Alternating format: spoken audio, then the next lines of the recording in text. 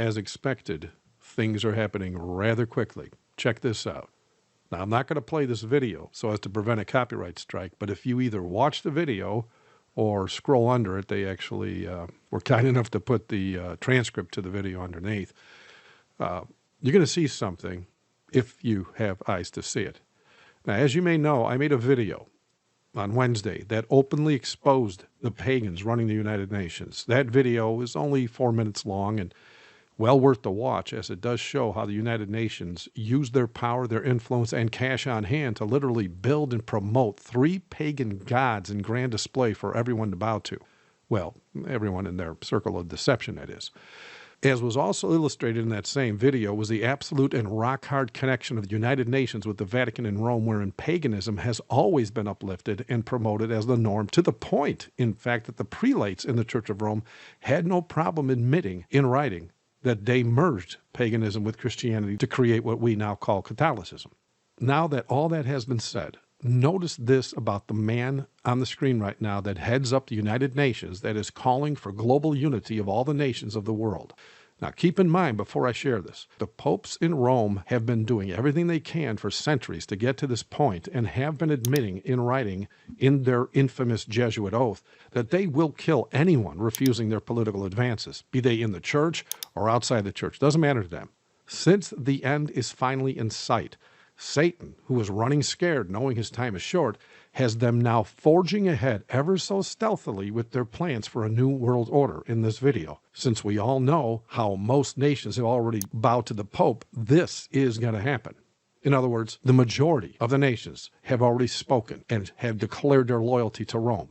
And so the holdouts, well, look around. They're either at war or about to be at war or about to see their leaders replaced to make sure this is going to happen for Rome's dying God.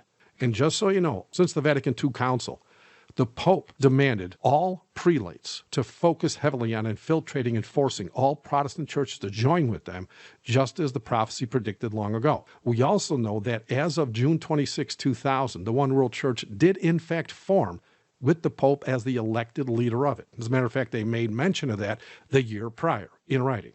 And so they right now have gained the loyalty and worship of all Protestant leaders, including the Seventh-day Adventist General Conference.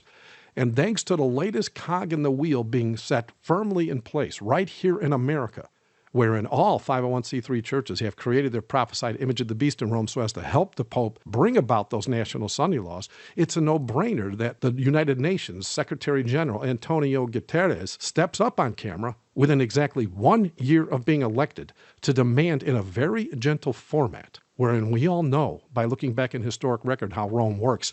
And when they talk like this, that actually means do it or die. Every nation on earth must now put into play their final orders regarding the unification of all nations under their long prophesied New World Order. Now, are you sitting down? There is a nail in this coffin of deception that most missed back when this man was elected to head the United Nations on January 1st of 2017.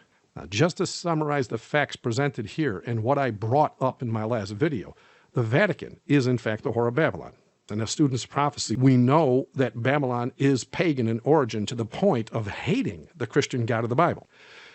Just by looking into the news over the last year alone, we also discovered that since this man took office in the United Nations, and this is what my last video was about, he has funded the erection of literally 3 pagan gods to be placed before the people of the world as gods that he is proclaiming are worthy of worship. Because you just don't fund such things like that and promote them as he did unless you actually plan to declare them worthy of worship.